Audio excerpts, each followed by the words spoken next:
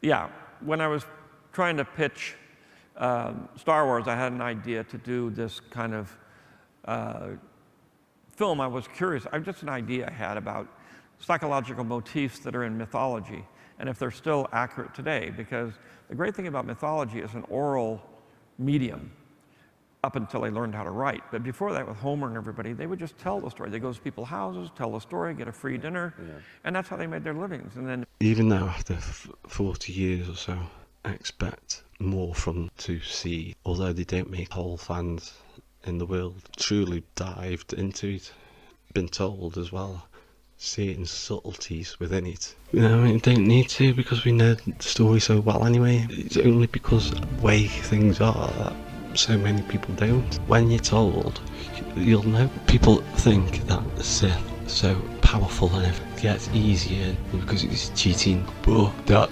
main messages which you never got to see is what the Sith really become. When I was talking about what the Sith already are and what else told us about the sequels, well, I was pretty much on the ball on that, and I didn't really have much of the story. And even though the sequels are just as I was told, the first part of episode 7, is it? I don't know. Yeah, 7.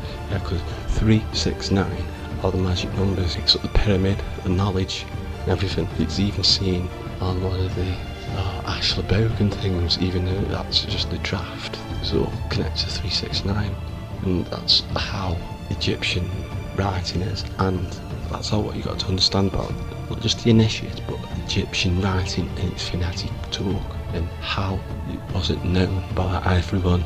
Normal people didn't read the hieroglyphics, read Coptic, didn't understand it, and still don't understand it now.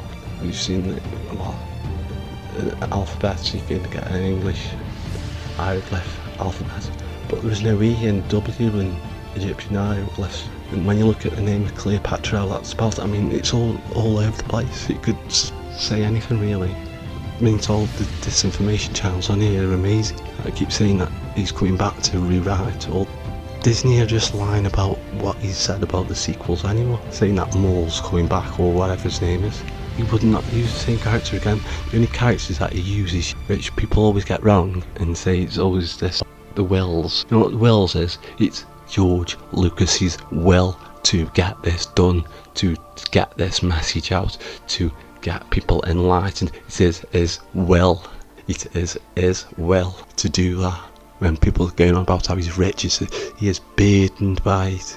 He hates it, and that's why that's been mentioned. Lucas Foundation and Lucas Education, because he spent millions on that, doing that, and just enjoying that money. It's a burden to him. That is what humanity did not understand, that it's a burden to have certain things. People don't think it's fun, but it's not fun, it's a burden. A lot of psychics or people with ESP, even though they're not being burnt at the stake anymore, if it's fun, it's not fun. Most people try and run away from it, don't want the role. Part of it, this is sharing knowledge for nothing. I mean, this is not because no one nothing. We don't expect nothing from you. We're not asking patron or pay this, pay that, pay this, click that, or do anything. We might be having one of our own artists that funds our projects in Africa doing the digging wells and stuff. I'm not sure if it's been released yet. It's called Djedi Sing. I should have known the Jedi were plotting to take over. Anakin, Chancellor Palpatine is evil! I respectfully disagree and frankly find this highly debatable to begin with. You see, it's ultimately a matter of perspective, like many things are. The issue is complicated enough to consider seeing things from where I stand, and in general, I'd recommend a more critical approach when at first sight a morally and ethically complex matter seems so black and white such as this. What's wrong with that? The problem is that people still look at the Jedi in the films like they still are that. Even the films that are in the past, I mean, a science fiction film in the past, they're not realising that it's still set in the past. They think that they still have them same problems, and that's why the sequels fail, because it's hodgepodge, purposely done to mash up the messages. Religion is control.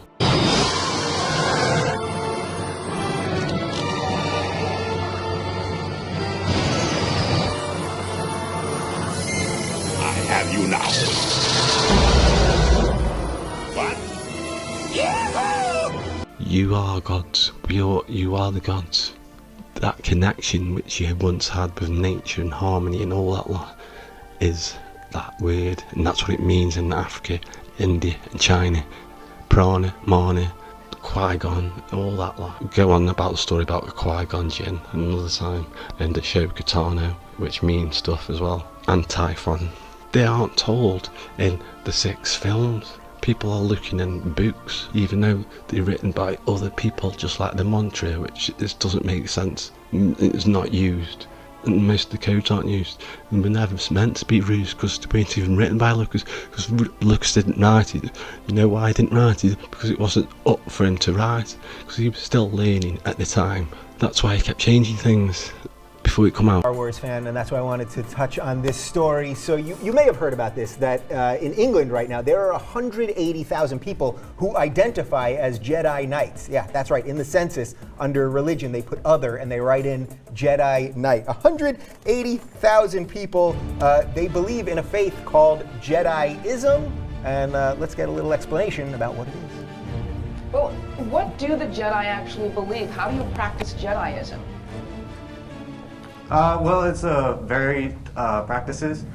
There's meditation, there's physical fitness, there's a focus on diplomacy and general etiquette, being nice, opening doors, that general stuff. There's also a focus on community service.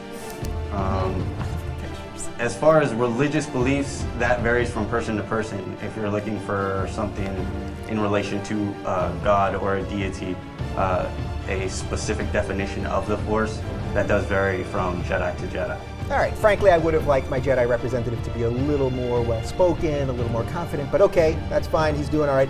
Almost everything I learned is from the Star Wars movie. This basically is my mantra. No, try not. Do or do not. There is no try. Hokey religions, hokey religion, hokey religions.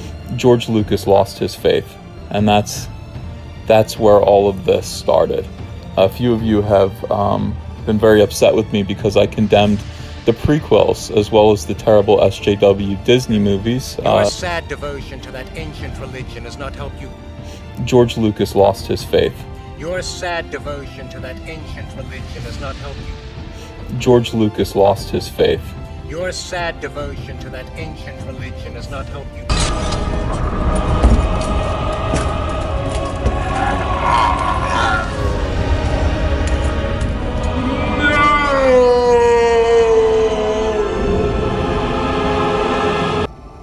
I suggest we use it. Don't be too proud of this technological terror you've constructed.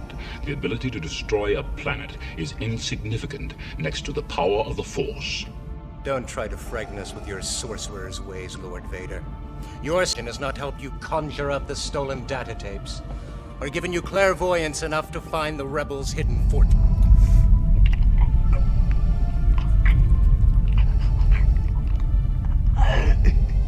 I find your lack of faith disturbing.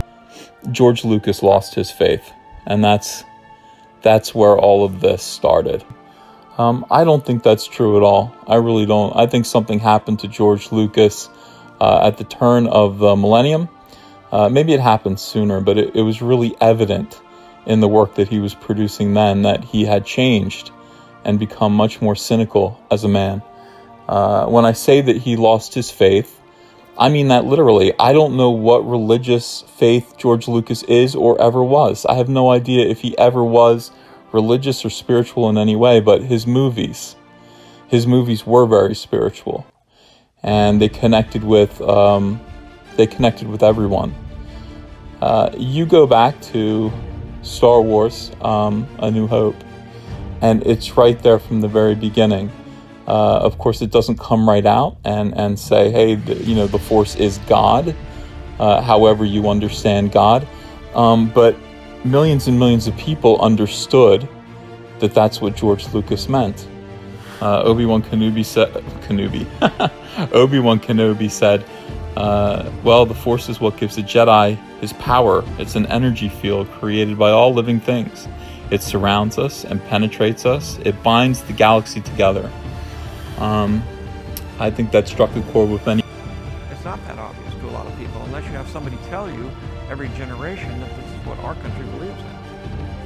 So this is what we believe in. And with Star Wars, it was, you know, the religion, everything was so taken and put into a form that was easy for everybody to accept, so it didn't fall into a contemporary mode where you could argue about it. It went everywhere in the world because they could say, oh, the things I believe in are the same as that. Most people in the world believe exactly the same thing. They share the same. They share the same beliefs. They want to do well by their children. They want to live a good life. It's something that I came up, that the idea of why do we think the way we think, why do we do what we do, why do we form our society the way we find it? It was something I did when I was about 8 years old with my mother when she was putting me to bed. I asked her a question. I said, Mom, if there's only one God, why are there so many religions? And it's a question that has fascinated me ever since. Religion is control. You are gods. You are the gods. That connection which you once had with nature and harmony and all that lot is that word, and that's what it means in Africa, India and China. Prana, Mana. And they connected with everyone. You go back to Star Wars, A New Hope, and it's right there from the very beginning. Of course, it doesn't come right out and say, hey, the Force is God, however you understand God. But millions and millions of people understood that that's what George Lucas meant. Obi-Wan Kenobi said, Qui-Gon, all that lot. Go on about the story about Qui-Gon Jinn another time, and the Ahsoka Tano, which means stuff as well, and Typhon. They aren't told in the 6 films. People are looking in books, even though they're written by other people, just like the mantra, which just doesn't make sense. It's not used. And most of the codes aren't used. And were never meant to be used because they weren't even written by Lucas. Because Lucas didn't write it. You know why he didn't write it? Because it wasn't up for him to write. Because he was still learning at the time. I have brought peace, freedom, justice, and security to my new empire. Your new empire? The release of the finality of The Rise of Skywalker and the Skywalker Saga has caused a lot of people to look back, including individuals like the creator of Star Wars, George Lucas himself. As today, we actually have some really interesting comments about George Lucas and the sequel trilogy as a whole. Specifically though, concerning why George Lucas never really wanted a Star Wars Episode 7 to be made, at least under himself. Yeah, because 3, 6, 9 are the magic numbers. It makes up the pyramid, the knowledge, and everything.